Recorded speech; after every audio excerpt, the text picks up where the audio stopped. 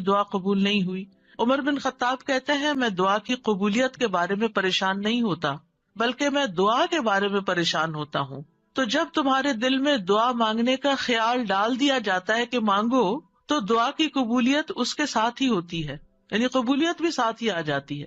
تو اس لیے قبولیت ہو جائے گی اگر تم نے مانگ لیا، اپنا فرض پورا کر لیا. پھر یہ کہ خشوع و خضوع اور عاجزی کے ساتھ دعا کرنی چاہیے، یعنی دل کو حاضر کر کے اللہ سبحانہ تعالیٰ کے سامنے اپنی بندگی کا اظہار کر کے کہ میں کچھ نہیں ہوں، میں بہت کمزور انسان ہوں، میں فقیر ہوں، تو بادشاہ ہے، میرے ہاتھ میں کچھ نہیں، ہر چیز کا مالک تو ہے.